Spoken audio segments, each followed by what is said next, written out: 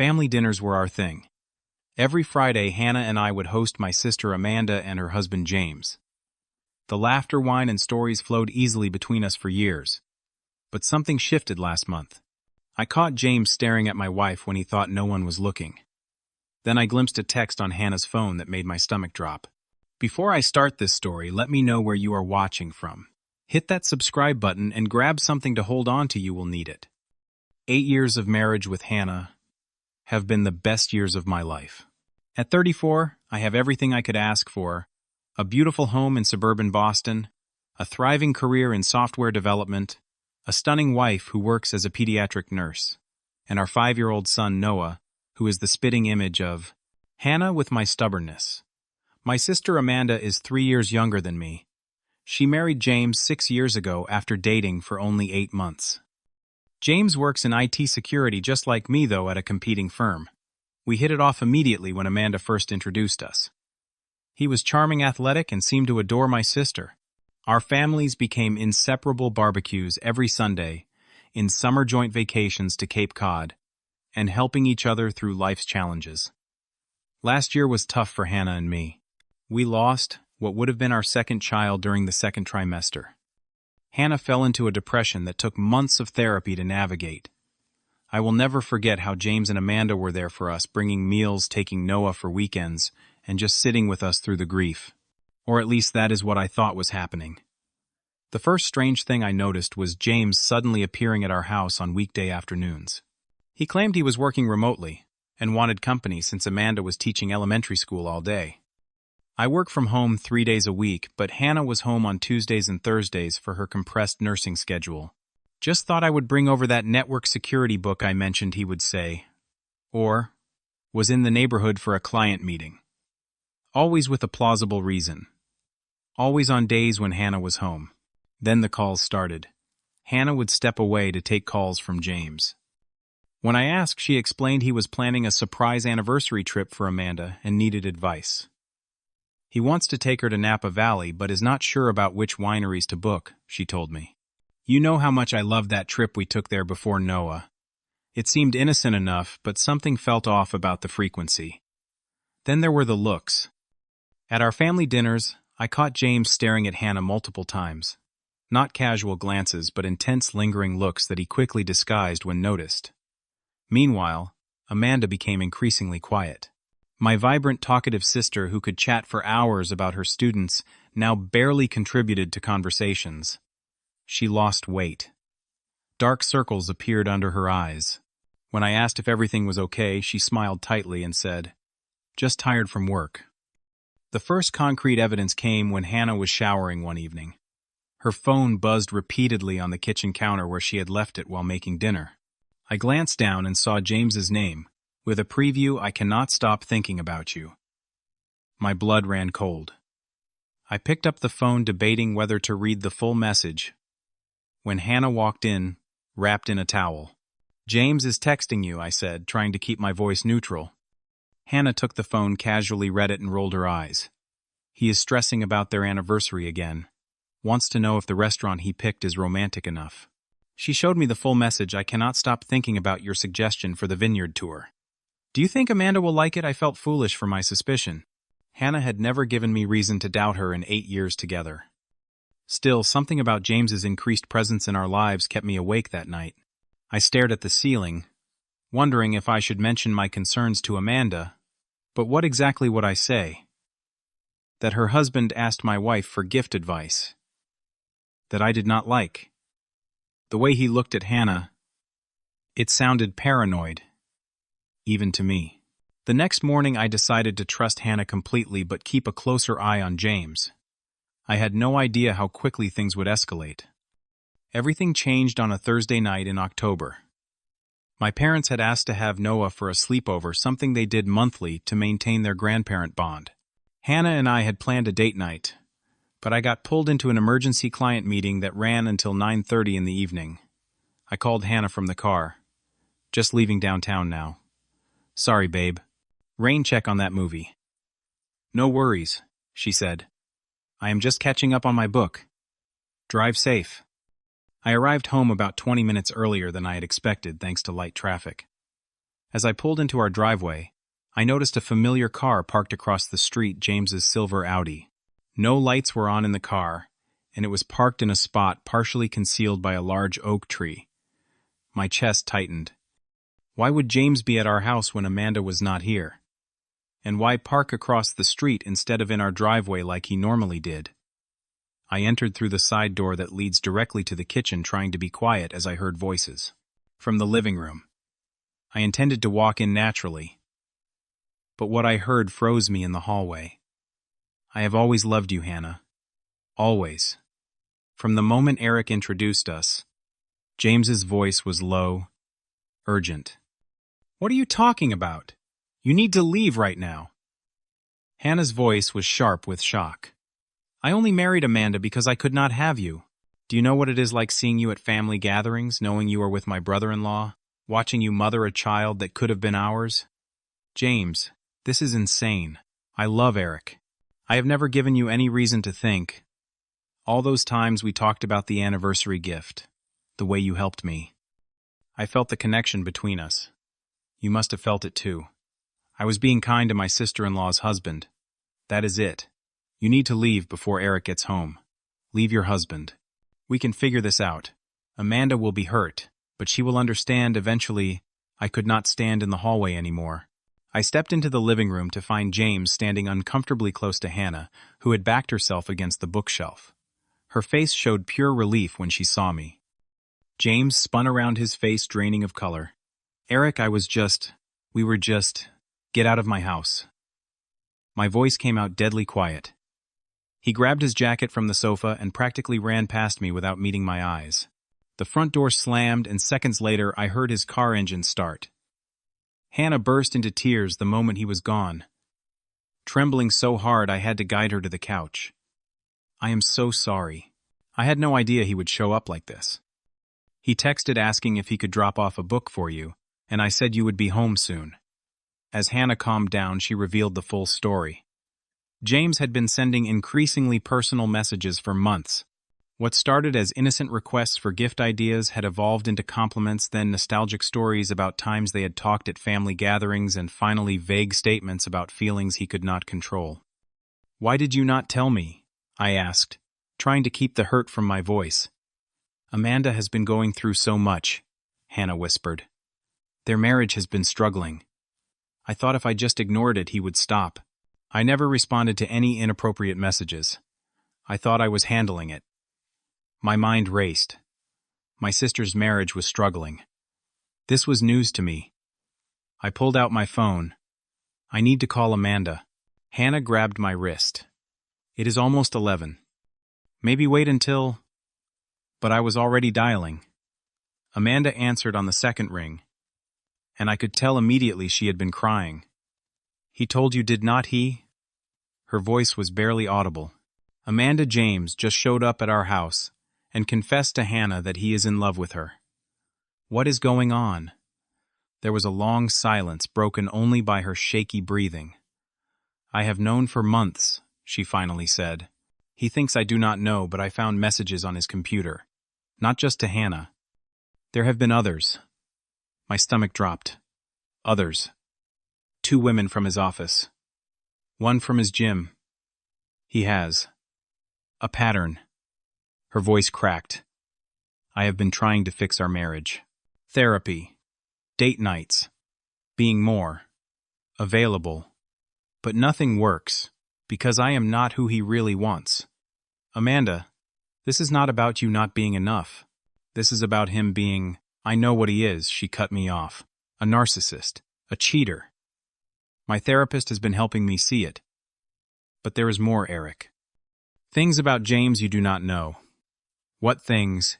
He has been tracking Hannah's social media obsessively. He has a folder of photos of her. Screenshots of her Instagram pictures from family gatherings. He follows her running route sometimes. Says he is just happening to jog the same trail. It is not just a crush, Eric. I think it is an obsession. I felt physically ill. How long? Since before we were married, Amanda whispered. I think he only got close to me to be near her, near your family. The conversation continued, with increasingly disturbing revelations. James frequently compared Amanda to Hannah. Her appearance, her laugh, her cooking. He would make Amanda feel inadequate while idealizing my wife. The psychological damage he had inflicted on my sister was profound. By the time we hung up, I knew this was far more serious than I had initially thought. This was not just about inappropriate feelings or a marriage in trouble. This was about a disturbed individual who had been hiding in plain sight within our family for years. I drove to Amanda's house the next morning, calling in sick to work. Hannah stayed home too shaken to face her hospital shift. I did not tell her the worst of what Amanda had revealed. I needed to see evidence for myself first. When I arrived, Amanda was alone, her eyes swollen from crying. James had not come home the previous night. He called this morning, she said, leading me into their home office. He is coming to get his things. Said he is staying with a friend for a while until we figure things out. I looked at my watch. How long until he gets here? Maybe an hour. He was in Cambridge. Show me, I said, my voice hollow. Show me everything. Amanda opened James's laptop and entered his password. He thinks I do not know it, she said quietly. But he uses the same one for everything. What I saw turned my stomach. An entire folder structure dedicated to Hannah, organized by date, event, and outfit. Hundreds of photos, many zoomed in inappropriately. Screenshots of her social media posts, with saved comments where he had analyzed her words. A separate folder contained what appeared to be a journal with entries dating back 7 years. He writes about her almost daily. Amanda said, her voice detached as though she were talking about a stranger. About her schedule. Things she said. What she wore. How she looked at him. I clicked on a recent entry from just 2 weeks ago. Hannah wore the blue dress to dinner tonight. The one that shows her shoulders. She laughed at my joke about work. I know she feels the connection too, but is trapped in her situation with Eric. When she went to the kitchen for dessert, I followed to help carry plates. For 5 seconds we were alone, and I almost told her everything. Soon, as I read more, the entries became increasingly delusional, describing imagined signals and connections that never existed. But what truly horrified me was finding a subfolder labeled Beach House 2023. Inside were photos taken from a hidden camera in the bathroom of the vacation home we had all shared last summer. Photos of Hannah, of Amanda, of our son. I found these last week, Amanda whispered. That is when I finally called a lawyer. I closed the laptop, unable to stomach any more. This is criminal, Amanda. We need to call the police. I know. She hugged herself tightly. But I was afraid. He has told me before that if I ever left him, he would. The sound of a car door slamming cut her off. Through the window, I saw James walking toward the house, a blank expression on his face. Go to the bedroom, I told Amanda. Lock the door and call the police. Tell them everything. She nodded and disappeared down the hallway just as the front door opened. James froze when he saw me sitting at his desk. For a moment, neither of us spoke. Where is Amanda? He finally asked. Somewhere safe, I replied, standing up. We need to talk about what I just found on your computer. His expression shifted from surprise to anger. You had no right to go through my personal files. And you had no right to put cameras in a bathroom to spy on my wife and child. I countered, my voice shaking with rage. Or to stalk her. Or to create this shrine. You would not understand, he said, his voice eerily calm. What Hannah and I have is special. She might not realize it yet, but... Stop. I held up my hand. Hannah wants nothing to do with you. What you have constructed in your mind is a fantasy. A dangerous criminal fantasy. His face contorted. She told me herself how unhappy she is with you. How you never really recovered after the miscarriage. How you are always working. She confides in me. I knew he was lying, trying to provoke me. I also knew from the computer files that his delusion ran deep. I needed to keep him talking until the police arrived. Tell me, I said, forcing my voice to remain steady. When did this obsession with my wife begin? The question seemed to please him, like he had been waiting for someone to ask. The first time Eric brought her to a family dinner. Before they were even engaged, I knew she was meant for me, not him. I tried to tell her, but she was already too invested. So I waited, bided my time, got close to Amanda to stay in their lives. The casual way he admitted to using my sister made me sick. And the other women, the ones from your office and gym. A flash of annoyance crossed his face. Distractions. Nothing serious. I needed outlets while waiting for Hannah to realize the truth. As he spoke, I noticed a document on the desk that had fallen from the laptop, a printed checklist titled The Plan. Reading it upside down, I could make out bullet points including eliminate obstacles and secure new identities. James followed my gaze and lunged for the paper, but I grabbed it first. What I read chilled me to the bone. It was essentially a plan to remove me from the picture permanently and disappear with Hannah and Noah. "You are insane," I whispered. His expression darkened. "I prefer determined. I have been working toward this for 7 years, Eric. Did you really think I would let you stand in my way?" Now he reached behind him, and I saw his hand move toward his waistband. I did not wait to see what he was reaching for. I tackled him using my weight advantage to pin him to the ground. We struggled, and I felt something hard press against my ribs, a small handgun. I managed to knock the weapon away, sliding it across the hardwood floor as we fought. James was strong, but desperation made me stronger. I restrained him until I heard sirens approaching, followed by pounding on the front door and shouts of police open up. When the officers burst in, they found me holding James down, both of us bloodied from the fight. They secured the weapon and separated us, taking statements from Amanda and me while James was handcuffed and placed in a patrol car. The evidence on the laptop was overwhelming. The hidden camera footage, the stalking journal, the detailed plan that included eliminating me, the illegal firearm. The officers assured us that James would be facing serious charges. Later that day, while giving our formal statements at the police station, we learned something that made the situation even more horrifying. James had a sealed record from 10 years ago involving stalking and sexual harassment of a former colleague.